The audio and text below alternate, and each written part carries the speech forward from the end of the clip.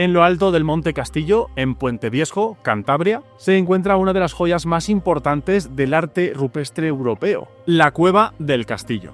Este yacimiento arqueológico, descubierto en 1903 por Hermilio Alcalde del Río, ha sido objeto de numerosas excavaciones y estudios que lo han consolidado como un sitio fundamental para conocer las primeras manifestaciones artísticas y la vida durante el Paleolítico. Reconocida como parte del conjunto Cueva de Altamira y Arte Rupestre Paleolítico de la Cornisa Cantábrica, forma parte de la lista de Patrimonio Mundial de la UNESCO desde el año 2008. Y como vamos a ver, incluso a día de hoy, se siguen realizando nuevos descubrimientos, sigue dando mucho que hablar y aún tiene mucha información que revelarnos acerca de nuestros ancestros.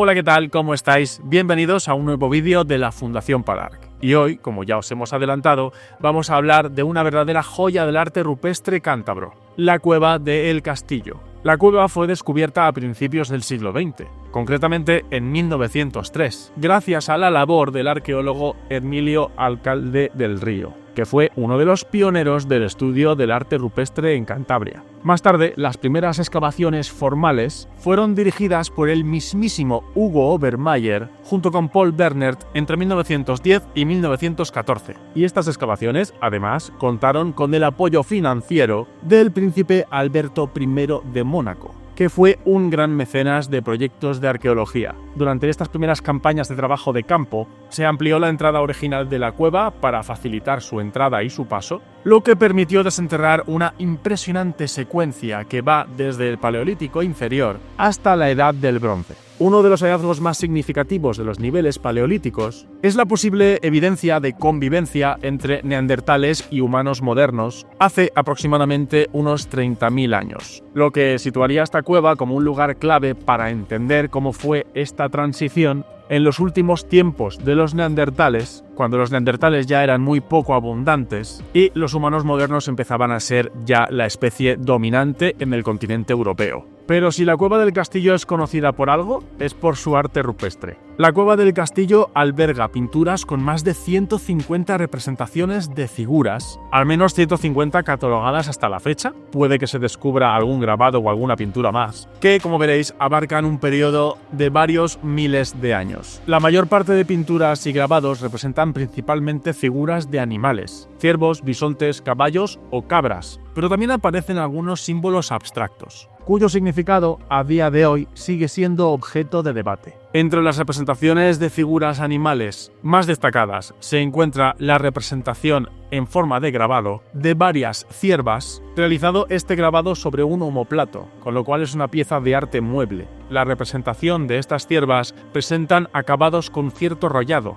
como si el artista paleolítico les hubiera dado cierto sombreado. Esto pone de manifiesto que ya habría una cierta destreza técnica, cierta destreza artística por parte de estas personas del Paleolítico. Asimismo, se ha identificado una figura que ciertos investigadores interpretan como una representación de la constelación de la corona boreal, lo que, de ser así, podría convertirla en una de las imágenes más antiguas que representen el firmamento. Uno de los motivos más llamativos del arte parietal en esta cueva es el conjunto de más de 50 manos en negativo realizadas al soplar pigmento alrededor de manos colocadas sobre la pared. Estas imágenes son ciertamente icónicas del arte paleolítico, pero lo que recientemente sorprendió bastante a la comunidad arqueológica, a través de un análisis realizado por el equipo del arqueólogo Dean Snow, realizando un estudio de la proporción de los dedos y de las manos, una comparación y un análisis de su morfometría y de su anatomía, concluyó que muchas de estas manos podían haber pertenecido a mujeres. Y este hallazgo, por supuesto,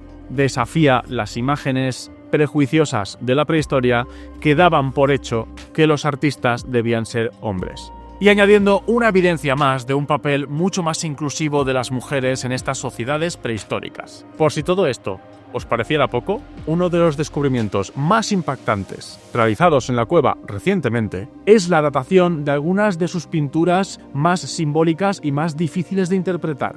Y es que algunas de estas pinturas podrían tener más de 40.000 años, lo que las convertiría en potencialmente las pinturas rupestres más antiguas de toda Europa. Este dato, obtenido gracias a dataciones por medio de uranio, ha abierto un debate acerca de si estas primeras representaciones artísticas parietales habrían sido realizadas o bien por los primeros humanos modernos nada más llegar a Europa, o, como se está proponiendo, que en realidad serían representaciones pictóricas, artísticas, plásticas, hechas por los neandertales, que en aquellas cronologías estaban bien asentados en Europa. Y es que esta datación sitúa estas pinturas en un momento en el que los neandertales eran la especie dominante en Europa y los sapiens, los humanos modernos, apenas habíamos llegado. Y los sapiens, los humanos modernos, ya habíamos llegado y estaba ocurriendo esa coexistencia. Esto, por supuesto, añade más leña al fuego acerca del simbolismo neandertal, del cual ya os hemos hablado más de una vez. Entre estas representaciones más antiguas aparecen una especie de discos rojos, unos simples círculos que, aunque son muy simples, debían de haber sido realizados de manera intencionada.